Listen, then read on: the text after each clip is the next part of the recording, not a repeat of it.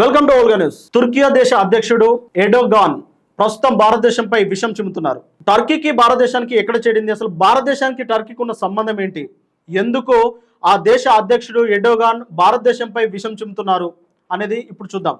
ఏది ఏమైనా పాకిస్తాన్తోనే ఉంటాను అంటే మంచైనా చెడైనా పాకిస్తానే మా చిరకాల ఆ మిత్రుడు అని చెప్పేసి బహిరంగంగా ప్రకటన చేస్తున్నారు అధ్యక్షుడు ఎర్డోగాన్.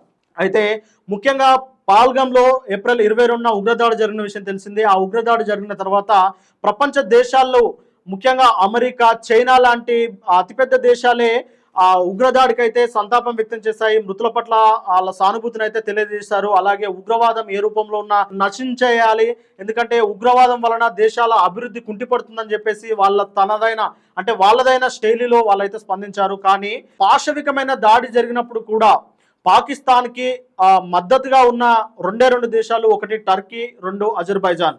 ఇవి ఇస్లామిక్ దేశాలు, ముస్లిం దేశాలు అన్నమాట. ఈ ముస్లిం దేశాలకి ఎప్పటి నుంచో భారత్పై ఒక విషం కక్కే అలవాటు అయితే ఉంది. ఈ నేపథ్యంలోనే ప్రధాని ఎర్డోగాన్ అయితే భారతదేశంపై నిప్పుల వర్షం కురిపిస్తున్నారు. ఇప్పటికైనా సరే పాకిస్తాన్కి మద్దతుగానే ఉంటామని చెప్పేసి అయితే మాట్లాడుతున్నారు. అంతేకాకుండా ఆపరేషన్ పహల్గామ్ దాడికి సైనిక చర్యగా ఆపరేషన్ సింధూర్ చేపట్టింది.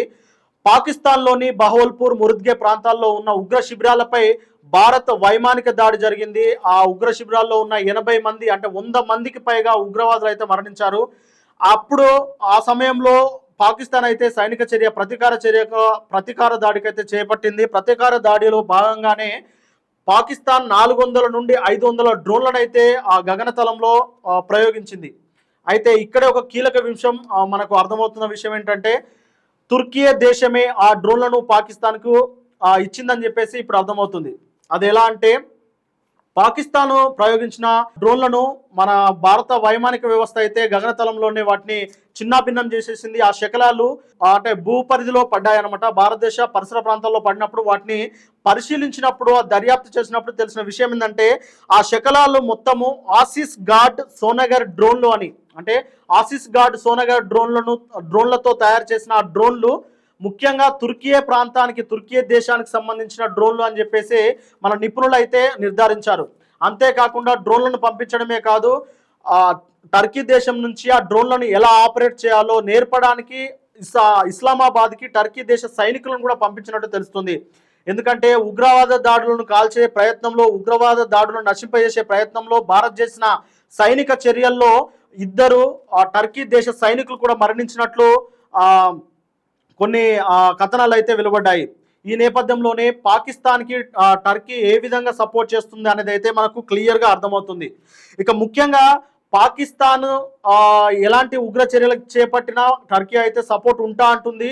అలాగే భారతదేశంపై విషం చిమ్ముతుంది. కానీ భారతదేశం మాత్రం గతంలో అంటే 2023లో టర్కీలో ఒక భారీ భూకంపం సంభవించింది. వేల మంది మృత్యువాత పడ్డారు.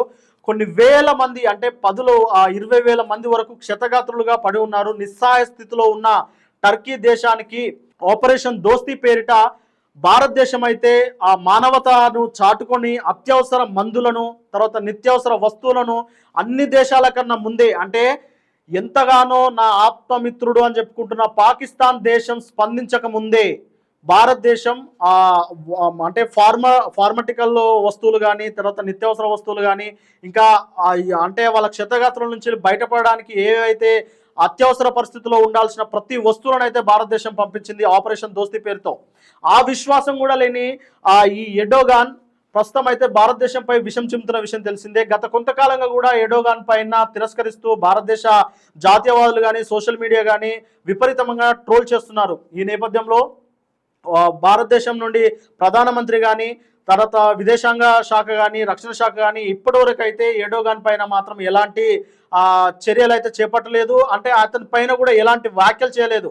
అంటే పాకిస్తాన్ పక్కనే ఉన్న పాకిస్తాన్ను రెచ్చగొడుతూ పాకిస్తాన్ ఉసిగొలుపుతున్న ఈ టర్కీ దేశం గురించి అయితే భారతదేశం పట్టించుకునే పరిస్థితిలో లేదు. ఎందుకంటే పాకిస్తాన్నే లెక్క చేయని భారత్ టర్కీని లెక్క చేస్తుందా అనేది ఇప్పుడు చర్చనీయాంశంగా మారింది.